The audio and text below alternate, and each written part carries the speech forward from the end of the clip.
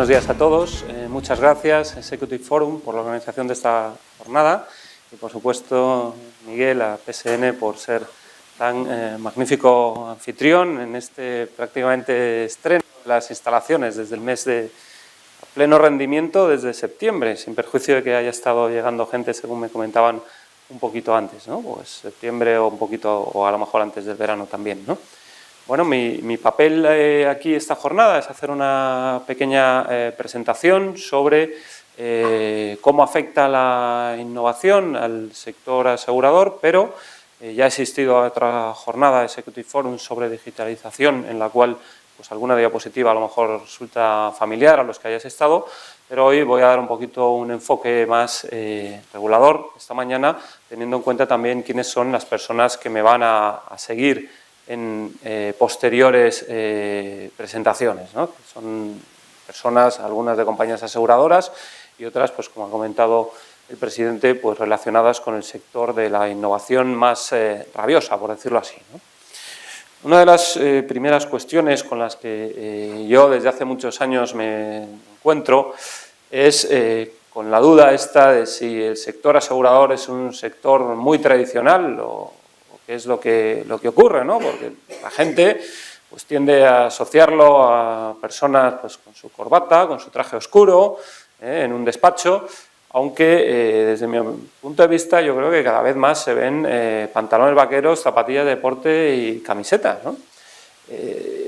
Uno cuando se para a reflexionar en la historia del sector, pues de lo primero que se da cuenta, bueno, es de aquel nacimiento hace ya muchos siglos. El que un sector tenga siglos no significa que esté anclado en el pasado, como vamos a ver en mis reflexiones, ¿no? Bueno, pues vinculado, como sabéis, al transporte de mercancías marítimas, en la cual pues una serie de armadores pues ponían en común sus riesgos para asegurar la buena aventura del proyecto y si un barco naufragaba, pues compensarse con los beneficios de los demás compañeros armadores, por decirlo así, ¿no? Más adelante, y avanzando muchos siglos, y no puedo evitar poner la camiseta no del Deportivo ni del Celta, sino del Real Madrid esta mañana, empezaron a salir cosas muchísimo más raras, ¿no? He dado saltos en el tiempo y había un señor muy famoso que decidió asegurar sus piernas. Igual que otras señoritas, pues aseguraban otras partes del cuerpo igual o más vistosas, desde mi punto de vista, hablo de las cuerdas vocales. Había alguna compañía aseguradora que sorprendentemente para mí, yo en aquel momento, porque soy muy joven, todavía no estaba en el sector asegurador, que efectivamente cubría esas intenciones. Yo no sé si más bien eran de mercadotecnia para que Beckham saliese un poquito más de lo que ya salía en la prensa, pero la verdad es que sus piernas estaban aseguradas e incluso se hacía publicidad, si yo no recuerdo mal, del montante de lo que había pagado de prima y de la suma asegurada, ¿no? Pues bueno, eso no deja de ser una innovación desde mi punto de vista, la capacidad de atender una necesidad de un cliente por parte de una entidad aseguradora, aunque esta necesidad a veces sea, califiquémoslo de curiosa como mínimo, ¿no? Pegando otro salto en el tiempo también, pues ha habido personas que le han estado dando al coco e inventaron aparatos cada vez más extravagantes, ¿no? Los drones, que como se ve ahí ese con cámara, este está para espiar a la vecina cuando toma el sol, se ve ahí la casa y la cámara, no estaba muy claro cuál iba a ser el uso del dron. A día de hoy sus ventajas son increíbles. Yo he visto aplicaciones de los drones que son, la verdad es que totalmente disruptivas, como a veces se dice, ¿no? Sin ir más lejos, en peritaciones que tienen que ver con el mundo asegurador en el ámbito agrario. Gracias a un dron con una cámara, el trabajo que se hacía antes en muchas jornadas con muchos peritos, pues ahora se ahorra muchísimo tiempo, ¿no? Pero bueno, el día que salieron, pues no se sabía muy bien, toda su utilidad era teórica y a lo mejor en aquel momento era algo más bien lúdico, pero se podía caer encima de la cabeza del vecino, rompérsela y alguien tenía que asegurar ese aparatejo nuevo, ¿no? Pues para aquellos que querían tener esa protección, ¿no? Y no hubo problema, nuevamente, en que compañías aseguradoras dieran el paso adelante y dijesen, aquí estoy yo para asegurar esos riesgos, ¿no? Voy a poner ejemplos muchísimo más frecuentes. Cuando hablamos de los señores, y yo encantado de tenerlos cerca, con zapatillas de deportes y dándole vueltas en laboratorios sobre innovación, como estos que van aquí con su gorra típica escocesa, pero a la vez zapatilla de última generación, utilizando un coche de uso compartido, pues es el típico ejemplo que se pone como los grandes innovadores, son todas estas actividades de uso compartido. Pero sin ir más lejos, este coche compartido puede utilizar porque hay alguien que está proporcionando esa cobertura aseguradora, si no este coche no podría circular. Hay alguien que ha sido suficientemente innovador como para poder hacer, y si yo no estoy muy equivocado, por aquí andan cerca personas de esa compañía, para poder hacer unos cálculos de unas primas, que se sientan ellos suficientemente confortables, ver ahí negocio, porque las compañías aseguradoras, como muchas otras, evidentemente necesitan una rentabilidad para poder entrar en determinados ámbitos y entrar a cubrir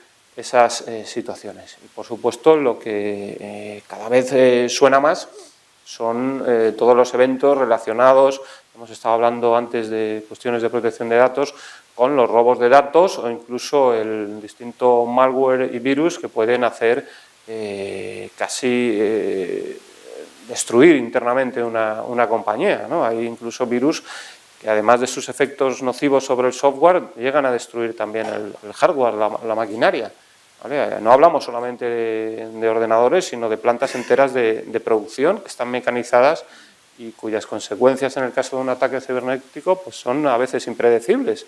Pues ya el sector asegurador, como saben, está entrando en ello, ¿no? Por lo tanto, yo creo que no es discutible que el sector, y hablamos de un sector grande, en España más de 200 compañías, cada una tendrá su perfil, pero en términos generales, pues sí hay muchas que son bastante innovadoras y lo han sido históricamente, porque el sector asegurador vive de cubrir unos riesgos y esos riesgos van evolucionando con la sociedad y, de hecho, el nacimiento de nuevas actividades da lugar a nuevos riesgos y, por lo tanto, oportunidades de negocio, como veremos, para las entidades aseguradoras.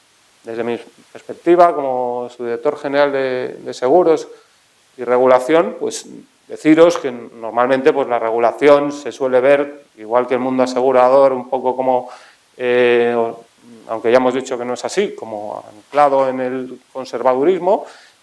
La regulación también, ¿no? Se suele decir que va siempre por detrás de la realidad y la verdad es que, bueno, es difícil entrar a regular situaciones que no existen en la realidad, o sea, que tiene cierto viso de realidad.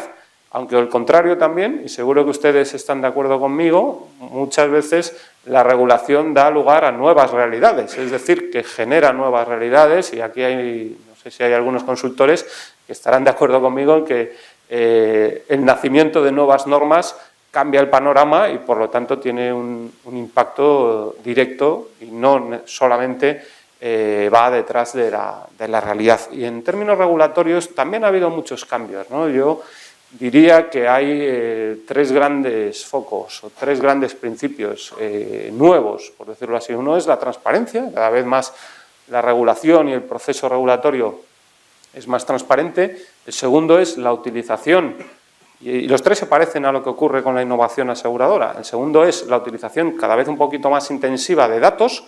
Cuando nosotros regulamos vamos a estar seguros de los impactos que tienen en distintos ámbitos, incluido el sector asegurador, el impacto sobre el consumidor, saquemos unos números a ver si esto tiene sentido o no. Y el tercero de los grandes focos más recientes en técnica regulatoria tiene que ver con la participación ciudadana y de los stakeholders, ¿no? Yo creo que todos ustedes estarán de acuerdo conmigo en que hace años estos tres focos no existían prácticamente, el hacer un análisis sosegado con datos y con números sobre si tenía sentido o no un cambio regulatorio, la cuestión de la transparencia, muchas veces papeles de trabajo están a disposición.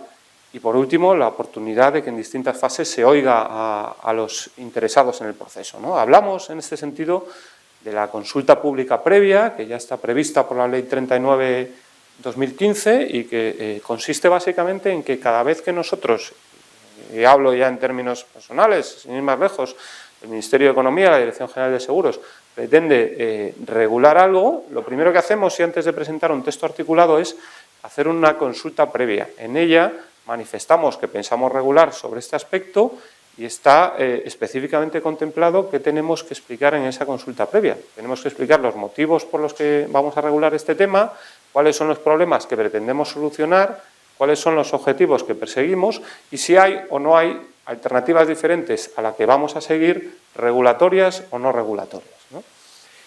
Esa consulta pública previa puede ser contestada por cualquiera de los interesados. Hay un buzón que gestionamos en la Dirección General de Seguros para cualquiera que quiera consultar, y a veces se reciben consultas y otras veces más consultas, otras veces menos, a veces ninguna, pero la puerta está abierta, ¿no? Como digo, también se hace un análisis de impacto, ¿no? Vamos a ver en números lo que puede suponer esto al sector, lo que puede suponer de ahorro, lo que puede suponer de costes, qué cargas administrativas estamos creando. Esos análisis, como digo, se hacen. Después de la consulta pública previa, que se hace o la hacemos según marca la ley 39, como he dicho, 2015, sin ningún texto, solamente hablamos de una intención de regular determinado aspecto, se hace meses después, cuando ya tenemos un texto trabajado, un texto, como llamamos nosotros, un borrador de texto articulado, lo volvemos a poner para consulta. Es la fase que denominamos audiencia de información pública. Nuevamente, los interesados se les facilita una dirección de correo electrónico para que puedan manifestar los comentarios que estimen convenientes a la vista ya de un texto muchísimo más concreto, ¿no? Sin perjuicio de todo esto, y como técnica de buena regulación, entiendo yo, en general los reguladores estamos abiertos a un diálogo bastante fluido con las entidades. Yo creo que la Dirección General de Seguros y Fondos de Pensiones me parece que es un sitio en el cual, pues, cuando se llama a la puerta se suele recibir a la gente, salvo a los que no llaman, Miguel, entonces no se les puede recibir, pero en general es un sitio que no hay ningún problema con tener cita con nosotros y abordar los intereses, los aspectos que consideréis oportunos. No obstante, la regulación aseguradora se preocupa tanto, por decir así, de tener un feedback adecuado de la gente de la industria, que la Ley Nueva de Ordenación, Supervisión y Solvencia de Entidades Aseguradoras y Reaseguradoras dedica un artículo expresamente a la creación de una institución o a mantener una institución que ya existía en la LOS anterior, que es la Junta Consultiva de Seguros y Fondos de Pensiones. Ustedes saben que el artículo 8 de esta ley establece esta Junta Consultiva que tiene como finalidad, pues, el realizar un asesoramiento en las materias propias de la regulación aseguradora y de pensiones, ¿no? Por informes, cuando se considere adecuado, y además, expresamente la normativa establece una suficiente heterogeneidad de representación en esta Junta. Dice que tienen que estar representantes del sector empresarial, representantes de los sindicatos, representantes del sector asegurador, de los fondos de pensiones, del Ministerio de Justicia, de la Dirección General de Seguros, Consorcio de Compensación de Seguros, es decir, es un abanico muy amplio de representantes para asegurarnos que los temas que allí tratamos, de los consumidores también, que los temas que allí tratamos, como digo, pues pueden ser comentados desde todas las perspectivas posibles para que nosotros nos quedemos con una idea lo mejor informada posible, ¿no? Como digo, artículo 8, que luego es desarrollado por el REDOSEAR, ¿vale? Artículo 8 de la ley de la LOSP, ¿no? Además de esto, cada vez más se está implantando como buena práctica regulatoria la constitución de comisiones de seguimiento de determinadas normas. Esto se hace fundamentalmente cuando la normativa es muy novedosa y cuando su impacto es grande. Un ejemplo, aunque no es normativa tan novedosa, porque ya existía un baremo, es la comisión de seguimiento del baremo de automóviles. ¿A ustedes les suena el baremo de automóviles? Seguro que sí, ¿verdad? Tenemos creada, además por norma de rango de ley, de la norma que actualiza y moderniza el baremo, crea también una comisión de seguimiento. ¿Por qué? Bueno, pues porque nos pareció una buena práctica el entender que la norma puede ser mejorada, que el regulador, el legislador es falible y que con el paso del tiempo y aprendiendo de la experiencia, pues quizás haya que retocar algunos aspectos, ¿no? Y esta comisión está funcionando ya. Yo soy miembro de ella y también hay personas que participaron en la preparación de aquel baremo, ¿no? Pues representantes, como ustedes se pueden imaginar, de los actuarios, representantes de las víctimas de tráfico, representantes del consorcio, del Ministerio de Justicia también, de hecho está presidida alternativamente por el director general de seguros y por el secretario general técnico del Ministerio de Justicia. Pero esta comisión de seguimiento del baremo de autos, también, si yo no estoy equivocado, la nueva regulación que tiene que ver con los créditos hipotecarios, con todos los problemas que han dado, también ya, siguiendo esta idea del baremo de autos, crea una comisión de seguimiento para asegurarse de que las soluciones que se están aportando ahí realmente son operativas y útiles, que es lo que se busca para los consumidores, ¿no? Yo no sé cómo vamos de tiempo, traigo más transparencias, pero me parece que podemos dejarlo aquí, yo creo, ¿no? Como introducción. ¿Me quedan 5 minutos? Bueno, pues les castigo un poco más. Yo les había propuesto que pusieran un cronómetro porque me amenazaron repetidamente con que debíamos ir en tiempo. Por no estar mirando el reloj, pues yo me adapto y flexibilizo, ¿no? En esta materia, también estas diapositivas, pues bueno, supongo que alguien más las abordará, ¿no? Pero en esta materia, pues también me gustaría hablar un poquito de distintos impactos para el sector asegurador de toda esta innovación financiera. Por una parte, como ustedes verán por los ponentes siguientes, cada vez más hay más prestadores de servicios externos y especializados al sector asegurador. Muchas veces ya el que se dedica a una tarea que exige tal grado de innovación tecnológica o de datos que a veces no tiene todos ellos la entidad, pues muchas veces son prestados por terceros, ¿no? Entonces se produce lo que venimos a llamar una fragmentación de la cadena de valor.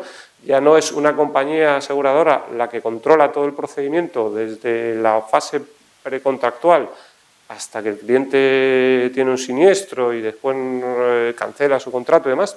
En toda esa fase cada vez es más frecuente, no solo en el sector asegurado, sino en otros también, que haya una serie de terceros ajenos a la compañía involucrados, y esto desde luego no deja de ser un reto para el mercado. El hecho de que cada vez más se utilicen soluciones matemáticas y algoritmos complejos de entender, pues si además estos algoritmos, como digo, el que los gestiona es un tercero, cada vez ocurre más que pueden originarse lo que llamamos cajas negras, ¿no? Situaciones que arrojan una serie de resultados, por ejemplo, en términos de tarificación, se toman una serie de parámetros que a lo mejor son de datos que nos proporciona Google u otro servidor. Allí hay un tercero que hace una cocina de datos y dice que en atención a esos parámetros la prima es de tanto, ¿no? Y a lo mejor el asegurador no está entendiendo bien por qué esa prima, ¿no? Entonces, esas cuestiones son muy importantes. Hemos hablado antes en el comienzo de la sesión, cuando estábamos a la entrada, de todas las cuestiones que tienen que ver con protección de datos. En ello no me voy a parar, no es una competencia propia de la DGS, pero desde luego el impacto es enorme para el conjunto del sector, igual que para otros, ¿no? Hay también, en todo esto de la innovación, cada vez es muy típico hablar en el sentido de decir, oye, en España es que no hay mucho empresario, el error está mal visto.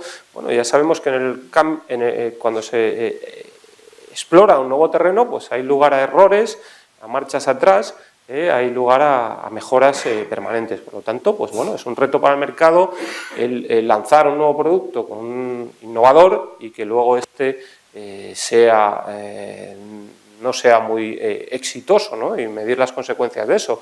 El utilizar los famosos robo-advisors para dar un consejo al cliente y que no haya allí ningún ser humano que en base a un juicio experto pues sepa controlar un poco lo que está arrojando eso, si se enmarca dentro de la política de suscripción de la entidad, esos consejos, si están tratándose adecuadamente todos los riesgos en atención al apetito a riesgo de la entidad. Es decir, hay también que tener un poquito de cuidado, ¿no?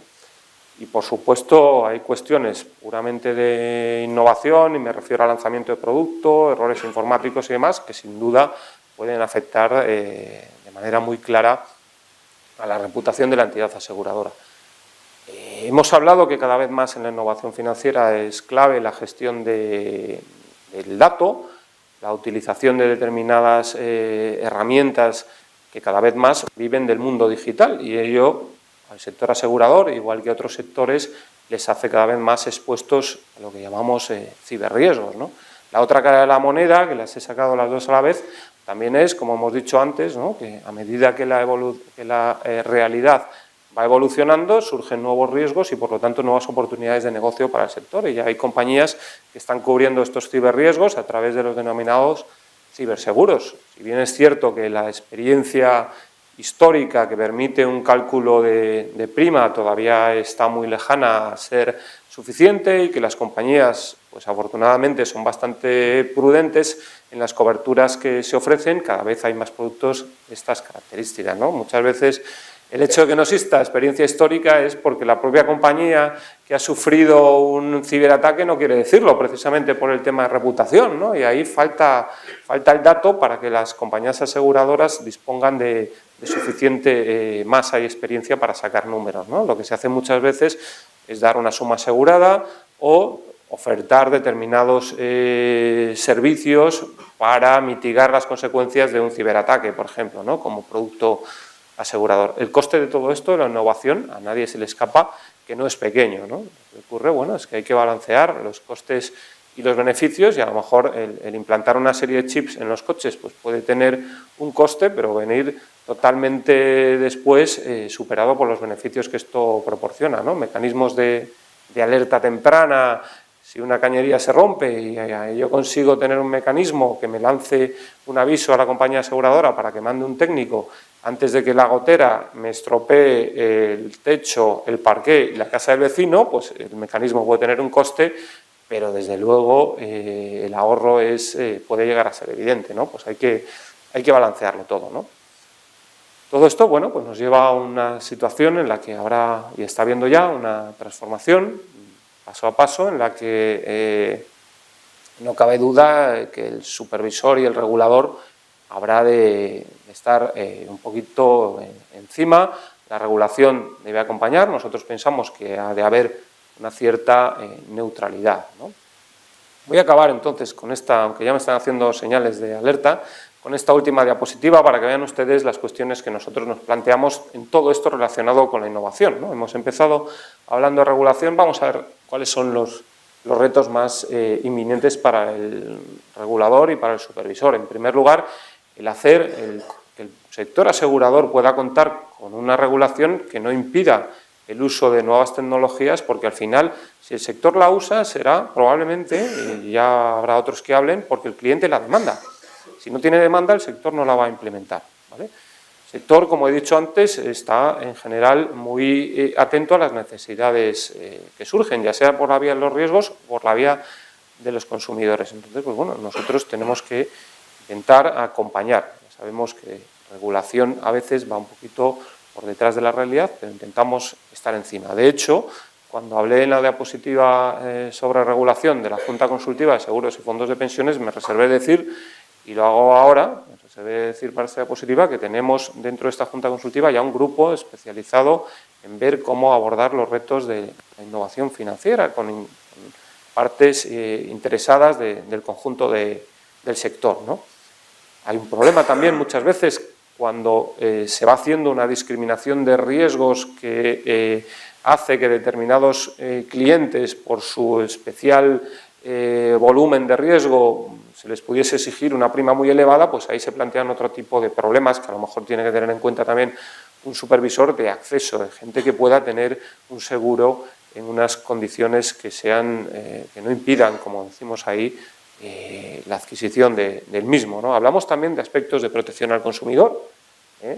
La utilización de una contratación a distancia pues puede emborronar o difuminar las obligaciones contractuales y precontractuales que tienen las compañías aseguradoras, pero también un buen uso de la informática pues puede servir para una mejor protección al consumidor. Si ustedes ahora tienen la obligación de destacar determinadas especificaciones en las pólizas, en negrita y demás, si cuando la contratación se hace con un teléfono aquello empieza a soltar colorines y alarmas, pues desde luego queda mucho más destacado, ¿no? O sea que no necesariamente significa que tenga que haber una menor protección, simplemente que hay que mirarlo con cuidado, porque por supuesto hay que mantener la protección al consumidor y en la medida de lo posible, si se puede mejorar, pues se mejora, porque va en beneficio de todos, ¿no?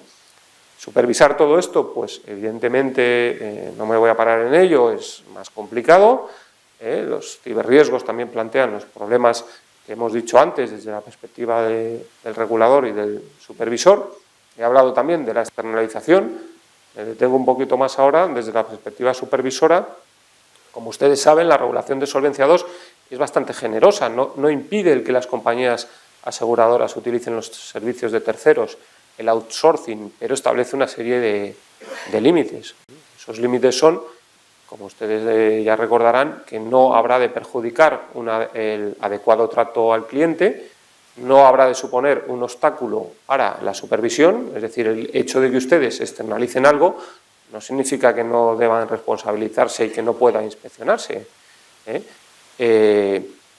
Por lo tanto, la externalización se puede utilizar, pero siempre dentro del margen regulatorio. El último de los requisitos es que no aumente indebidamente el riesgo operacional. Evidentemente, si algo pasa a estar fuera de nuestras manos, aumenta el riesgo operacional, pero lo que dice la regulación es que no sea un aumento indebido. En fraccionamiento de la cadena de valor que hemos hablado antes por la llegada de terceros y de externalización, ahí desde la perspectiva del supervisor nos planteamos el problema de quién es el responsable de qué, ¿no? Cuantas más personas están involucradas en la producción de un producto asegurador, es más difícil a veces determinar la responsabilidad. Estos son aspectos que también supondrán y suponen un reto para nosotros, igual que lo que ya he comentado, en esto no me detengo, sobre la neutralidad reguladora en esta materia, ¿no? Y por último, pues el comprender todo este mundo pues no deja de ser un reto para ustedes como compañías aseguradoras, pero también para los innovadores y por supuesto para los supervisores y reguladores. Y con esto, y pasado 3 minutos yo creo de la hora, termino agradeciendo nuevamente a Executive Forum pues que nos haya invitado y por supuesto al anfitrión, a PSN. Muchas gracias por su atención.